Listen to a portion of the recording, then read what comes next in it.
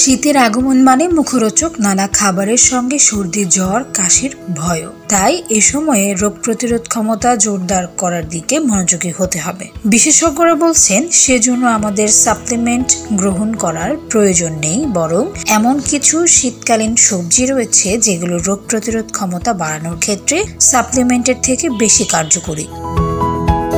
চলুন জেনে নেওয়া যাক সেসব সবজি সম্পর্কে। 1. গাজর।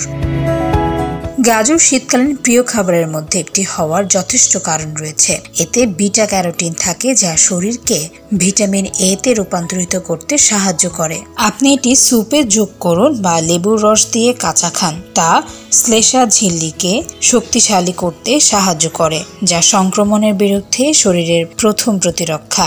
2. পালং শাক। পালং শাকে প্রচুর আয়রন, ফোলেট, ভিটামিন সি এবং অ্যান্টিঅক্সিডেন্ট থাকে, যা রক্ত এবং রোগ প্রতিরোধ ক্ষমতা উন্নত করতে সাহায্য করে।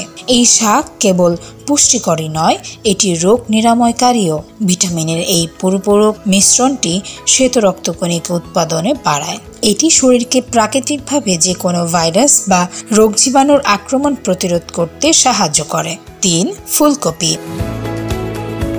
ফুলকপি হলো ভিটামিন সি, কোলিন এবং অ্যান্টিঅক্সিডেন্ট সমৃদ্ধ একটি হালকা কিন্তু শক্তিশালী সবজি, যা ডিটক্সিফিকেশন প্রক্রিয়াকে লালন করে এবং শরীরকে প্রদাহের বিরুদ্ধে লড়াই করতে সহায়তা করে।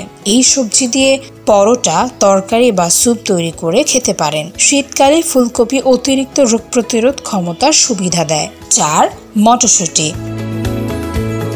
মটরশুঁটি দেখতে যতটা না সুন্দর তার চেয়ে বেশি পুষ্টিকর। এতে প্রচুর উদ্ভিজ protein, vitamin K, vitamin C এবং ফাইবার রয়েছে। মটরশুঁটি রক্তে শর্করার মাত্রা স্থিতিশীল রাখতে সাহায্য করে এবং অন্ত্রের স্বাস্থ্যকে সহায়তা করে। এগুলো শক্তিশালী রোগ প্রতিরোধ ক্ষমতার জন্য দুটি গুরুত্বপূর্ণ উপাদান। শীতকালের খাদ্য তালিকায় তাই মটরশুঁটি যোগ করে নিন। সর্বশেষ 5. ব্রোকলি।